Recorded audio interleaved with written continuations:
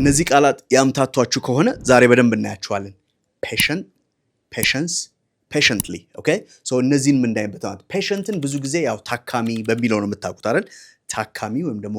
ህመምተኛ በሚለው ማለት ነው right so there are patients in the hospital ወይም ደግሞ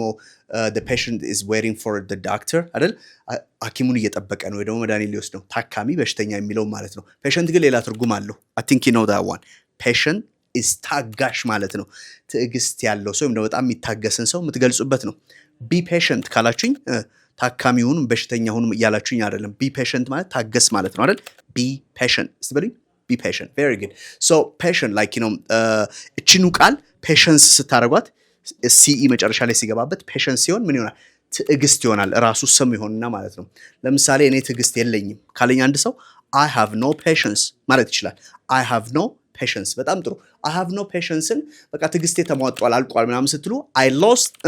my patience ወይም ደግሞ I am running out of patience ማለት ይቻላል I lost my patience ወይም ደግሞ I am running out of patience ትዕግስት ስለሆነ ማለት ነው ታዲያ እቺ ly መጨረሻ ደግሞ የምትጨምረው ምንድናት patiently ደግሞ ምንድናት በትዕግስት ማለት ነው አይደል ሁሉ ጊዜ ly የሚጨምሩ ነገሮች adverb ናቸው እንደዚህ ለምሳሌ slowly ስትሉ በቀስታ በዝግታ ማለት quickly ስትሉ በፍጥነት ማለት ነው ስለዚህ እቺ patiently የምትለው ምን ትሆናለች በትዕግስት ይሆናል ኦኬ በትዕግስት ጠብቀናል ስትሉ we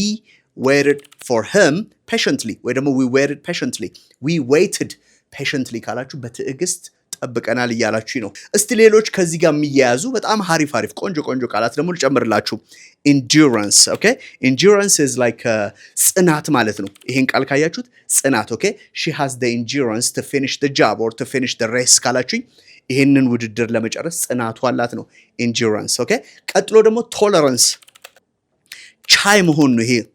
ዋጥ አርጎ ነገሮችን መያዝ ቶለራንስ ይባላል ቶለራንት ኦኬ ቻይ ነው ሶ ቶለራንስ ደግሞ ይሄ የመቻልን የምትገልጹበት ዋናው ናውኑ ነው ማለት ነው ሌላ አንድ አለ ሶ calmness and serenity እንለዋለን calmness ይሄ